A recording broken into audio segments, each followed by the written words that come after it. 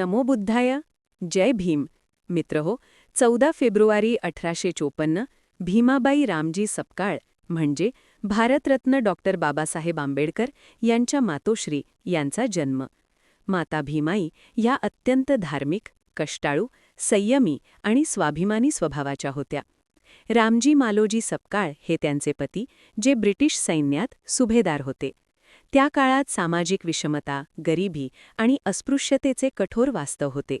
अशा परिस्थितीतही त्यांनी आपल्या मुलांना शिक्षण आणि नैतिकतेचे संस्कार दिले. भीमाई ह्या अत्यंत श्रद्धाळू आणि धार्मिक वृत्तीच्या होत्या. संत वाङ्मय यांचे वाचन व कथन त्या मुलांना ऐकवत असत. भीमाई यांना 14 अपत्य झाली, त्यापैकी काहीच जिवंत राहिली. त्यापैकी भीमराव हे एक धाकटे पुत्र होत.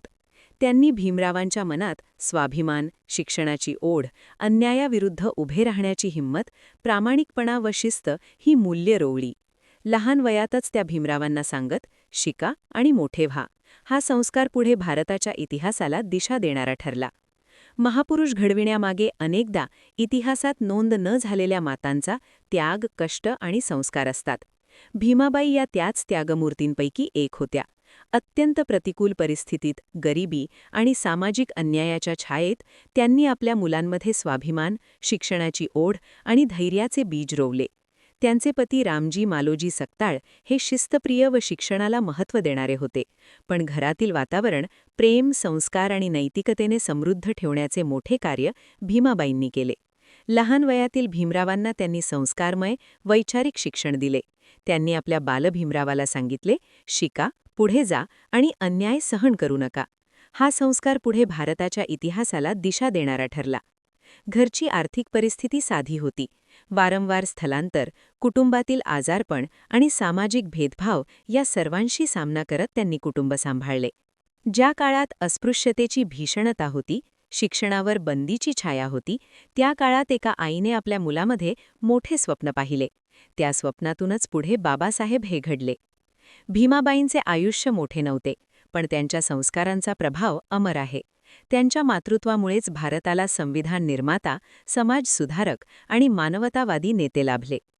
जर भीमाबाईंसारखी संस्कारमूर्ती आई नसती, तर कदाचित भारताला संविधान निर्माता लाभला नसता.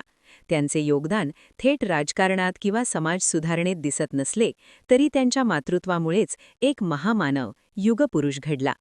माता भीमाबाई रामजी सकपाळ या भारतीय इतिहासातील एक शांत पण प्रभावी व्यक्तिमत्व आहेत. त्यांचे आयुष्य त्याग, कष्ट आणि संस्कारांचे प्रतीक आहे. 20 डिसेंबर 1896 मध्ये भीमाबाईंचे मस्तक शुकामुळे निधन झाले. त्यावेळी भीमराव फक्त 6 वर्षांचे होते.